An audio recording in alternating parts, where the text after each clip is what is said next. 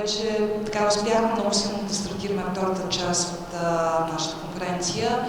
Мисля, че вече е ясно, че говорейки за развитието на изкуствен интелект, киберсигурността и всичко останало, един много задължителен елемент остава именно чиповете, т.е. хардуера, който да могат тези технологии да се развиват.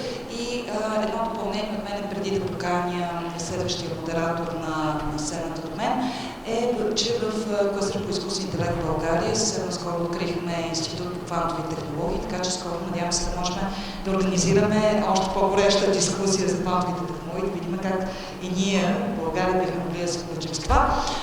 Сега за мен е огромно удоволствие да поканя на сцената тук до мен господин Илия Нингорски от Европейската лига по икономическа колаборация. Здравей, Илия, драго ми е да се видим и благодаря много, че приех нашата покана. Аз имам всъщност, да. За мен е привилегия, благодаря много за поканата и специално благодарности и Герган Паси и всички колеги и приятели от DNA,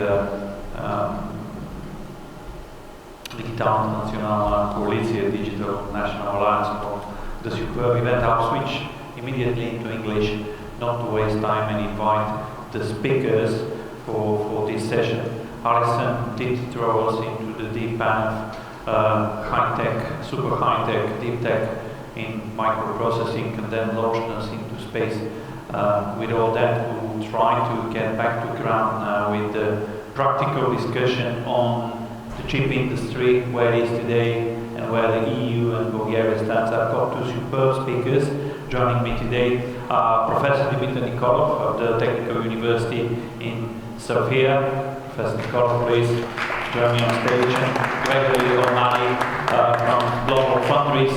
Global Foundries, one of the three top largest producers of semiconductor foundries in this world, and we'll speak more about this and much more during the session. I hope we'll get some time for questions from the audience towards the end, but without further ado, Dimitar, we spoke earlier before about how things have developed over the last 2 decades with regard to the microprocessing production and the semiconductor industry as such. The EU is in a bit of a, how to say, different stage, perhaps at least in quantity, when it comes to comparisons with the two other global giants. Where are we now, and what are the needs and the potential? Is this a pivotal point for the semiconductor and microprocessing production? And if it is, where are we going from now on? Okay, thank you for the invitation. Thank you for the great event. Thank you, Leah, for the great question. I will start answering the question a little bit with the background. Actually, the semiconductor industry at the moment is projected to have 640 billion USD for that year. It's one of the biggest and the most complex industries in the world. EU, during the 1990s, has a 30% of the chips that were manufactured in the Europe. But now we are around meager 8 or 9%. This was caused due to different effects, economy of scale, a lot of lack of investments. But now we are really in a pivoting point, because EU started to act and to invest a lot more. EU announced 43 billion plan to increase the production of chips in Europe from 9% to 20% up to 2030. And we are seeing a lot of private investments. Intel really announced $88 billion plan to invest in Europe. Global Foundries, as Gregory, I will not steal his part, but he will announce that too. And major governments like Germany, France, Italy are spending billions of euros increasing the production and increasing the capabilities of Europe. And actually we are really in a pivoting point. Thank you. Gregory, I already mentioned Global Foundries. Tell us more about what kind of company it is and what brings you to this part of Europe. Thank you very much for the presentation and the question. GlobalFoundries is primarily a manufacturer of wafers and semiconductors designed by others. We're a foundry. We build to order our chips. We have chosen to focus on 80% of the market, which is technologies that are 14 nanometers and larger. So we saw the NVIDIA presentation with the 3 nanometer GPU. GlobalFoundries doesn't compete in the 3 nanometer space due to the economies of scale. Extreme costs. The EUV machines to do are literally billions of dollars to make 3 nanometer. But 80% of the market is 14 nanometer. That's the minimum drawn dimension and larger. So GlobalFoundries specializes in basically everything that isn't the GPU or the CPU. We make the chips that go in the radio for your cell phone to do the transmit or the receive. We make the power controllers for the electric cars. We make the audio amplifier chips that go in the Apple AirPod. GlobalFoundries is a global footprint company. We have manufacturing facilities in really all of the critical geopolitical regions. We have a very large footprint in Singapore for APAC. In Europe, we have a tremendously large plant in Dresden, and we've recently announced capacity expansion into Kroll, partnering with XFAB. And then we have a big footprint in the United States. So we really, we focus on IoT, digital, and at 12 nanometer, all the way to analog mixed signal RF up to 350. The European Union is trying to compensate some of its lagging behind the others, especially when it comes to the manufacturing process in the semiconductor microelectronics sphere. What are the needs and what does the EU need to accomplish or introduce on the regulatory side, but also business climate side, to be more competitive and to achieve this vision of having a bigger footprint in the industry, as well as more secure supply chains and value chains given the new realities of geopolitical tensions?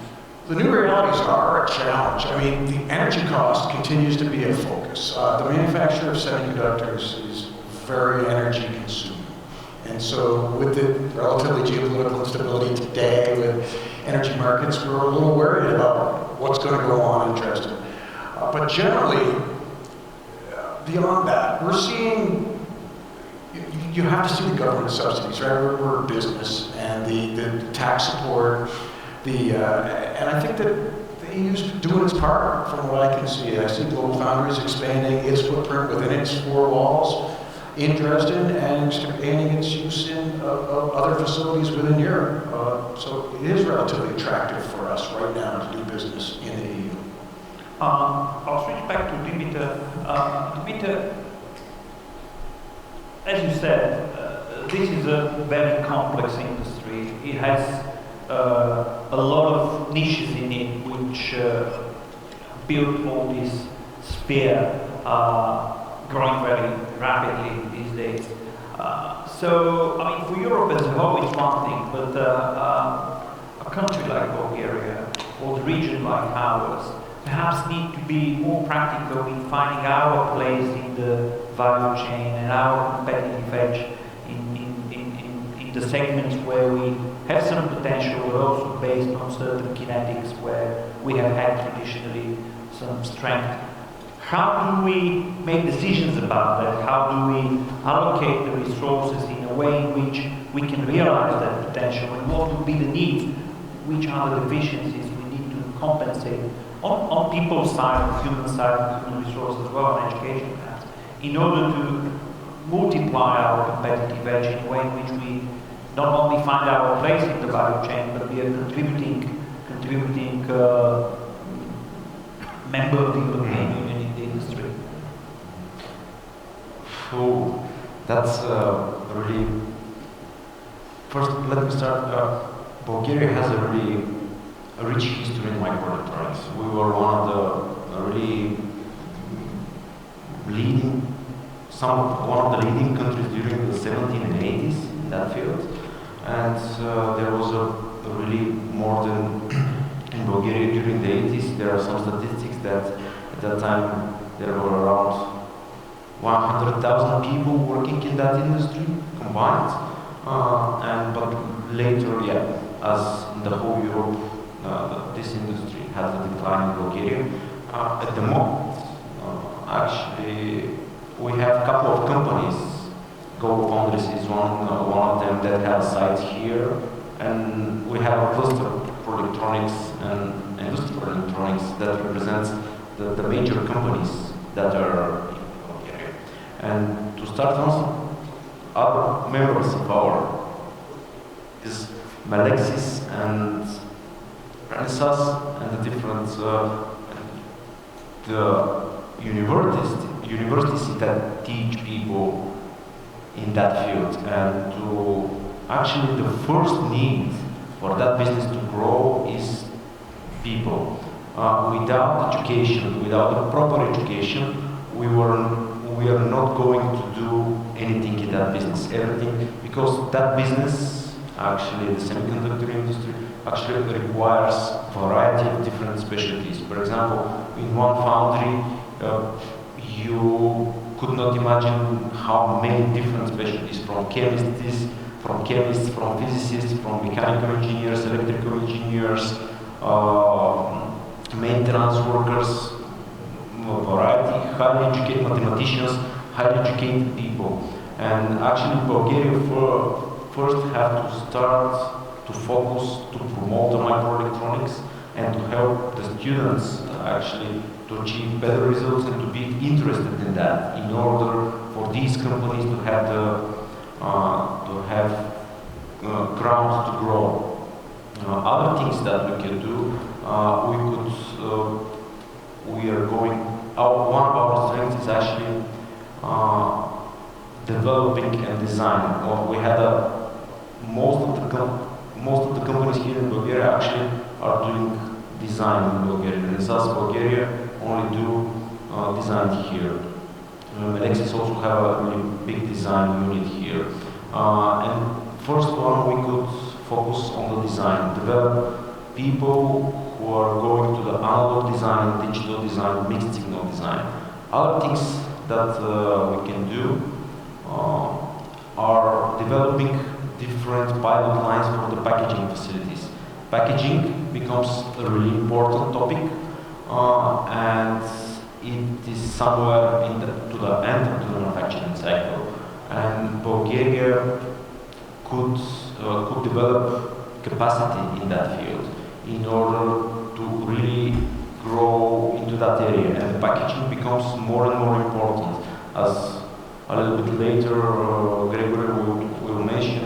We are going to really specialized devices which are requiring really different, not standardized package, and they need a lot of different packages. And also we could try to have some to develop ideas that start up the companies that are here, to have an industry cooperation. And actually we are doing that now. We are growing a fund for different industry innovation that will be with the collaboration with the companies and the research facilities here to promote different innovation into that field. And also, Cluster Microelectronics Bulgaria tries to raise a fund to help to promote students to use that. And actually, I see, and the third one that we can put there is that we have a strong presence of the companies that do equipment for the foundries. For example, we have a company, Mylara, here, and actually we should go there. We should be more proactive in doing equipment for the clean rooms and from the foundries. My view is that we have to see what we have now, and these are main design companies, equipment manufacturers, manufacturers and a little bit packaging, and we have to grow that capacity because the industry is so large. There is no practical way to find to have the whole industry here. It's not possible. Sure. Gregory, I want to take the last point which Professor Nikolov made about how large the industry is and that specialization is often the key to success. But I mean, in your experience, which are the main trends which will be dominating the industry in the next 10 years or more, and particularly in Europe, so people could be rationally approaching investment decisions as well when it comes to attracting funding into new development in the industry? Thanks, Ilya. I think it's clear that transistor scaling has slowed down dramatically, and that it's going to be system architectures and constructions that will drive the innovation in our industry. As our speaker from NVIDIA mentioned, the power efficiency that we need to drive down, that's not just a function of your chip technology, it's a function of your packaging technology and your interconnect technology. You need to move less electrons between the chips on every switch. I think that the huge trend you're going to see is increasing density and integration, where you'll see chips. Today we see chips stacked one or two high on a substrate. You'll see increased function on the same package, where the ability to design a system all at once using multiple technologies and then put that together more quickly and introduce it to the marketplace faster will be one of the major trends we see. So are you saying that the existing manufacturers need to also invest and develop, going up the value chain and going into a higher added value in their processing and operations? Not specifically. I'm sorry, please. Yeah, or specialize just in new niches into what they do. It will become, again, one more specialized devices. Where do you build a device that is the best for the memory in your credit card? Where do you build a device that is best for the AI at the edge that you'll put your cell phone that's most power efficient?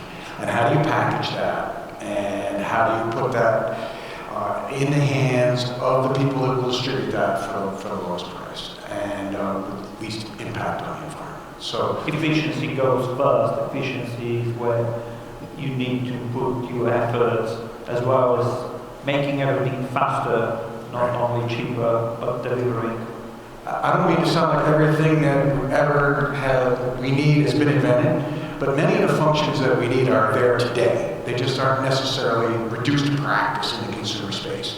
So how do you now take what we can do in the lab and put it in the consumer space at an energy and price budget that will sell as a consumer product?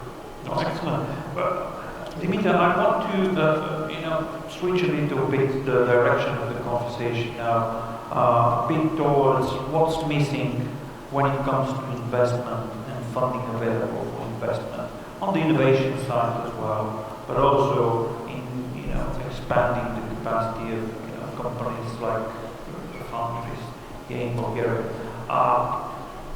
Tech investment and tech funding has been a lot of it has been directed and concentrated even perhaps over recent years in the software segment of tech. Not so much in the hardware and the microelectronics. Is this still a trend in Bulgaria? And if it is, do we need to do something in order to show those opportunities and probably attract new investors? Yeah, you're quite right. Actually, as we saw last 10, 12 years, the investment went mostly into the software development companies, not into the hardware business. But there is a reason for that. The hardware business needs a little bit more time for the return on investment, and actually you need people who understand how to do investment in the hardware business. and it's a different model from the software. Here, it requires a lot of training, and I will repeat myself, but I had many discussions with people from companies in Bulgaria, and actually they say the major obstacle for their growth, personally in Bulgaria, is the lack of people, and actually the education. This is the business that requires many years of training, specialized training, in order for the people to be ready to work in the field. And actually, investments should come in a form that helps not only to promote the business, but to promote the education that is helping the business. Because if you don't have people, you cannot do anything. For me, it's two-sided coin. First, you need to have a little bit focused on education, and what we could do as promoting the hardware business in the microelectronics. Actually, it's investment in this kind of industrial collaboration between the companies, because as you know, semiconductor industry is really capital intensive. It's one of the most capital intensive business. One new foundry could cost in tens of billions of dollars, and it requires a couple of years to build. And if you don't have any experience, it's not possible to do that. Actually, we had to focus the investments to be around the companies and to start to create a spin-off from the companies that are here in order to help them solve their problems and to find a way to market. Yeah, just to emphasize that, my experience working with the Bulgarian team here has been exceptional. The folks that we hired are very, very highly skilled, very hardworking, dedicated. We could use a lot more of them, right? So certainly more education. And then I do think even if you don't have the factory here, some more training towards the factory operator for us, for Global Foundries. We would very much like to support, for instance, our Dresden fab with a team here in Bulgaria. But finding those skills that are really aligned with that semiconductor production is a challenge here in Sofia. We do see a very good proliferation and team of software development, but on the process side, we do see a bit of a gap. I was going to ask you about that, particularly given that Dresden is one of the largest in the world. So it needs talent from everywhere, but also perhaps some services which need not be physically in Dresden and be part of this value chain. In the experience of Global Foundries, how do you work with educational institutions in order to seek talent, build talent, and then later on the job? What are the key things which one needs to have in mind as policy in order to build the people who are already in the industry, already in the manufacturing process? Well, it starts with relationships. I can take little credit for it, but our team here in Sofia has had a deep relationship with the Sofia Technical University, I believe, for close to 20 years. And we work closely with them on their academic programs and provide course content from our own engineers back to the technical university. And we have a very, very, very strong internship program where we start with sophomores and juniors, second and third year college students, and work with them very hands-on and teaching them in what we do. And so the first things first is relationships with faculty and schools, and then working with the students as they work through their education. Thank you, Gregory. And Dimitar, earlier you mentioned that actually much of what the semiconductor industry in Bulgaria does and is related to is the automotive. What are the new opportunities within the automotive, but also beyond the automotive, although the automotive obviously will be forever maybe, no matter what kind of propulsion system is used, a very big demand for semiconductors and for microelectronics. Actually, yeah, our country is really, industry in our country is really focused in the automotive industry. And the semiconductor actually, if you look cost-wise, one new car, the electronics in one new car costs more than around 60% of the total cost of the car. And actually it will become, this percentage, it will become higher with the new ways of propulsion system. For example, batteries, if you look one new car, it's just a battery with 4 wheels and one computer, and a couple of computers, not only one.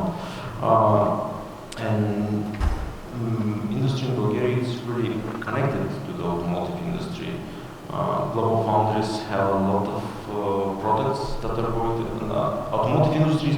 Actually, at the moment, there are two big drivers for the semiconductor industry. These are the data centers and the automotive. And actually, these are two domains that are the drivers for the selling chips. And we are specializing as a country in the sensors for a lot of different companies here in Bulgaria, specialized in the sensor that goes into cars. And we are making them here, just 1 kilometer far away from here in Malaysia's site. You're testing some of them here. Yes, I'm testing some. Fascinating. Yeah, I'm testing some of them here in the laboratory of Sofia Tech Park, and also we had a really great collaboration with the Technical University of Sofia to exchange students and the research project actually. And we are seeing, on a positive note, we are seeing increased investment in the research from the Bulgarian government in the research activities. And for example, the initiative from the research universities and that are making investment into the research and allowing the universities to have a closer collaboration with the industry. And actually, this is one way that we could do that. Before we close, I also wanted us to touch a little bit on the data centers, as you started with. So, Gregory, that is another big domain which takes a lot of the hardware which companies like yours produce. Still, it's underinvested in countries like Bulgaria and the Data centers and the new member countries of the European Union. What would be the rational approach in order to have this side of the sphere, developed on a par with the rest, which is building the new digital infrastructure for Europe and the world? I did not realize that we had issues with data centers here in Bulgaria, but it obviously is something very trendy now, and we're spoken about. But I mean, is there anything which makes the new member countries of the European Union more competitive when it comes to facilitating large multi-data centers and building the ecosystem of services around this? I would tell you that energy costs come back. It all does come back to energy costs often. I mean, that does seem to be the big issue with data centers, the massive consumption that we have there. And some people say it's a radiator which computes. Thanks. Well, if we don't have questions from the audience now, it's difficult for me to see if anybody is signaling, but I think we had a good round about where not just the foundries, but the semiconductor industry stands now here in Bulgaria and what could be done in the future. In conclusion, Dimitar, what do you expect as government policies which would be supporting the development of this segment of the industry in Bulgaria? Actually, the first and the foremost that government should do is to sign the EU Chips Act. We are at the moment as a country, we are not part of the EU Chips Act. because we need to allocate the budget for that. And I saw that really as a great initiative from Europe to promote the semiconductor industry, and we surely should be part of that. Thank you. I think it really is a very clear message, and I'm absolutely sure the Digital National Alliance could be great support in pursuing this goal. Ladies and gentlemen, your applause and thanks for our fantastic speakers, Gregory and Harry, and Professor.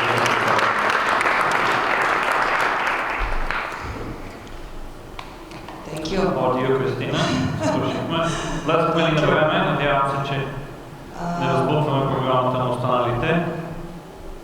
Много благодарим, наистина изключително интересен панел. Тук е много важно да отбележим, че България има традиции в областта на микроелектрониката, имаме ресурси, имаме страхотни учени бизнес, както виждате, и екосистема, и от нас зависи наистина да можем да се възползваме от всички възможности, които в момента се отварят пред цялата индустрия. В Европа, аз мога да кажа малко цифри, над 60 милиарда от държавите членки на Европейския съюз, от бизнеса, така че наистина зависи от нас като екосистема да последваме препоръките, които бяха отправени, включително за включването и присъединяването на България към ЧИП акта.